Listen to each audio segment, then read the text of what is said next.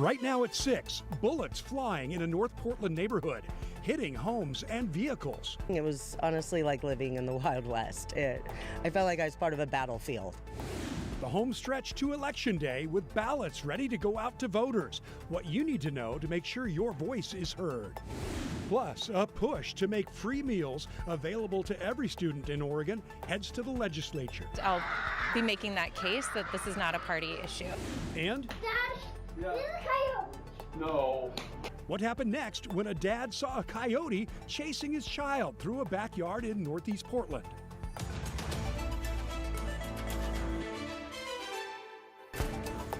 And thank you for joining us. I'm Tim Gordon in the KGW newsroom. You're taking a live look inside the KGW studios, where we're just 30 minutes away now from the start of the Portland mayoral debate.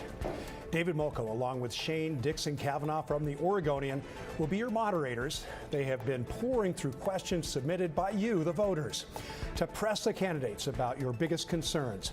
Tonight, you'll be hearing from the top 5 candidates in the race for mayor. Commissioners Carmen Rubio, Mingus Mapps, and Renee Gonzalez, plus businessman Keith Wilson and performer Leave Ostis will be making their pitch to be the person to take on the Rose City's biggest challenges and lead Portland into its next chapter. The hour-long debate begins right here immediately following KGW News at 6. You can also watch it streaming on our KGW Plus app, available right now on Amazon Fire TV, Roku, and Apple TV. Well, Election Day is just 3 weeks away now. Ballots start going out to registered voters in Oregon and Washington in the next couple days. And today is the deadline to register to vote for people in Oregon. Daisy Caballero has a look at what more you need to know if you need to register.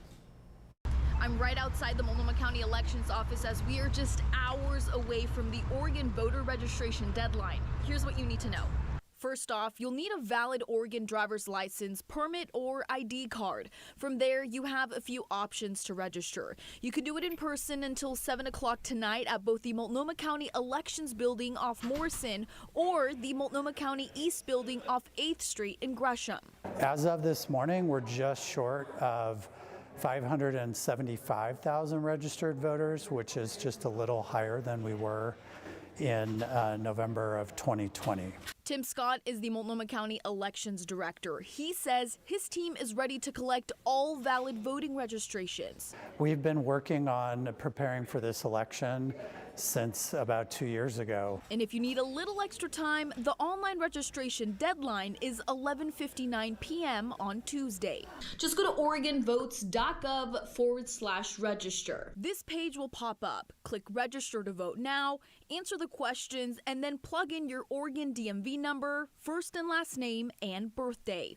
Then you'll add your current address and then press submit. You can also call the Attorney General's Voter Protection Hotline here with non-emergency questions and concerns about the voting process. Ballots will be sent out as early as tomorrow and into next week and have to be back in the mail and postmarked by Election Day, which is Tuesday, November 5th. But if you live in Washington, you still have time to register. Washington has in-person, same-day registration. However, if you do want to do it by mail or online, you have until October 28th. Daisy Caballero, KGW News. All right, taking a look outside on your Tuesday evening, 66 degrees in the Rose City, feeling a lot more like October outside today, but that's just a taste of what's coming. Chief Meteorologist Matt Zaffino's in the Weather Center, tracking not just rain, but the first significant snow of the season, Matt. Yeah, it's only something for the Cascades. It's not going to get the ski season started, but hey, the mountain will look a lot fresher and a lot whiter when the clouds clear on Friday. We're going to call tomorrow a weather impact alert day for the simple fact that it's our first significant rain of the fall. If we had this same day, say a month or so from now, we probably wouldn't call it an alert day. But with the rain coming in during the morning commute, it's probably going to slow things down. You might want to allow a little bit of extra time for the drive. I know it got a little sticky this morning, and the rain this morning was a lot lighter than what is coming our way for tomorrow. There's some broken showers moving through the area right now. That's not the main event. That's still offshore with a stronger cold front that'll bring us that steady and occasionally heavy rain in the morning. and then the colder air follows that, and that's when the snow level begins to drop all the way down to about 4,000 feet by Thursday morning. Look at the rainfall, though, about a ½ inch for the valleys. So again, fairly significant amount of rain for us, and very beneficial too, because this should be the final death knell on the fire season here in Oregon. Look at Timberline right now. You can just barely see the mountain under the clouds, right? But the temperature is only 43, and it's going to be getting a lot colder in the days ahead. So widespread beneficial rain on Wednesday, especially in the morning. Possible downpours or a thunderstorm in the afternoon. Those will be scattered. And then snow down to 4,000 feet by Thursday morning. We'll be watching how much we may get. Tim? All right, Matt, thank you.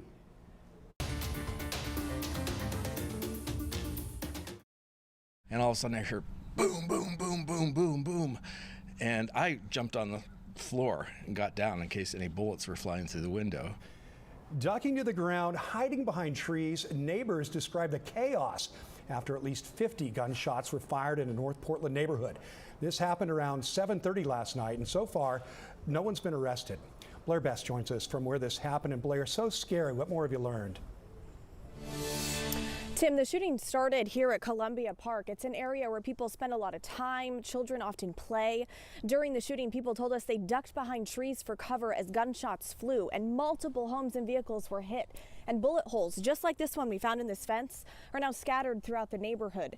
This all started around 7:30 Monday night. At least 50 shots were fired, and police say a gathering in Columbia Park led up to the shooting. Still, no arrests have been made.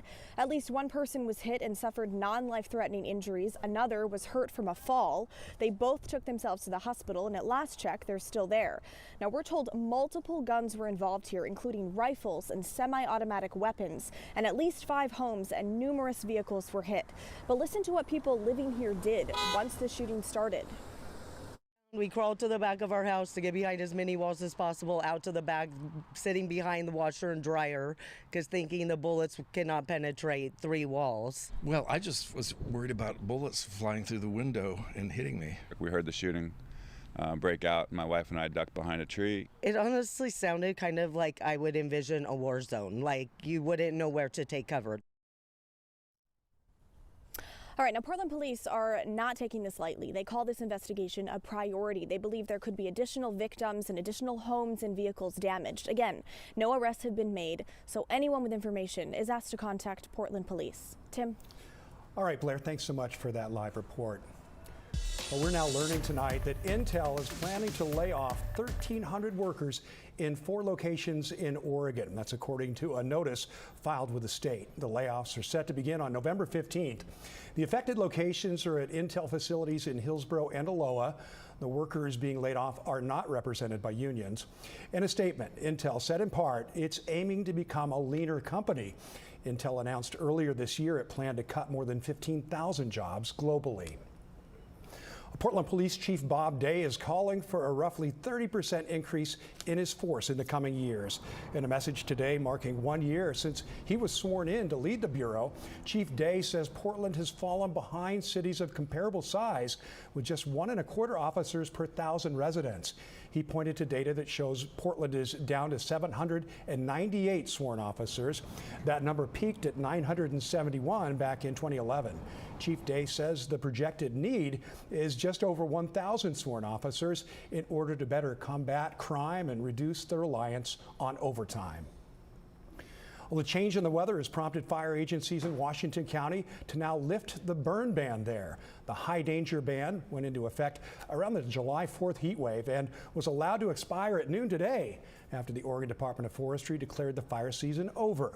Residents could now resume backyard and commercial agricultural burning, subject to DEQ regulations.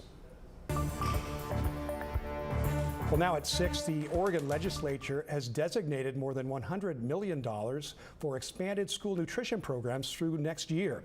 But 65 schools in the state still don't have universal free meals for students.